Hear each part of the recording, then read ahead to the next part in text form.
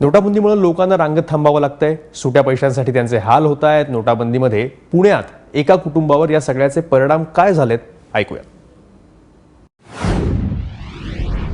नोटाबंदीच्या या निर्णयाला जवळजवळ 50 दिवस पूर्ण होत आलेत आणि या निर्णयाचा सामान्य नागरिकांवर काय परिणाम झाले हे जाणून घेण्यासाठी आपण पुण्यातील ललवानी कुटुंब आहे त्यांच्यासोबत आहोत। काय सांगाल, 50 दिवस कसे गेले? निर्णय चांगला आहे, पण मॅनेज खालनं व्यवस्थित झालं नाही, त्यामुळं त्रास मीडियम वर्गीय लोकांना तर खूप झाला।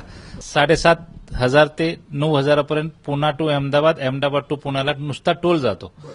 हमाली आणि ते 2,500 ते 3,000 रुपये हमालीचे लागतात आणि जेवणासाठी 2,000 रुपये, असं 15,000 रुपये कमीत कमी ड्रायव्हरला आम्हाला एका ट्रिपला रोख द्यावे लागतात।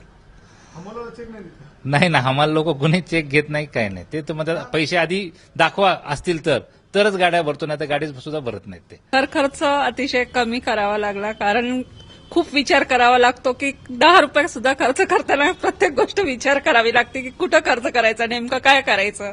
एटीएमला 6 घंटे कोण जाऊन उभं टाकायचं, त्यापेक्षा खर्च नाही केलेला बरा, थोडे दिवस आपण खर्च भागवू असं। म्हणजे खूप मानसिक त्रास पण वाटत होता की हे काय चाललंय असं। 50 दिवस बँकेतच, त्यातले जवळजवळ 25 दिवस बँकेतच गेलेत लाईनीत उभं राहण्यातच।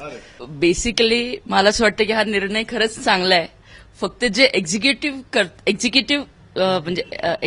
करतात त्या लोकांनी जे थोडेसे प्रॉब्लेम केले, त्याच्यामुळे मला वाटतं हे जास्त आपल्याला दिसतंय की लाईनी लागल्या किंवा घरात प्रॉब्लेम कामवालीचे, तिला तिचा महिना झाला की पगार पाहिजेच असतो, हे तर आपल्याला कळतच आहे ना। 2,000ची नोट दाखवली की बाई आम्ही याचं काय करणार, 1,000 रुपयाच्या 100च्या नोटा कुठे देणार, 500ची नोट द्यायची म्हटलं तरी ते आपल्याकडे अवेलेबल नव्हती, 500ची नोट निघाली नव्हती लगेच। आता 100 आणि 1,000 1,000 काढूनच टाकले, 100 आणि 2,000 याच्यात एवढा डिफरन्स की 2,000 लोकांना देऊन त्यांना 500 द्यायला सुद्धा आपल्याकडे द्यायला परत त्यांच्याकडे नसायचे, तर ते मग 1,000 रुपये कुठनं देणार, असं पण व्हायचं ना।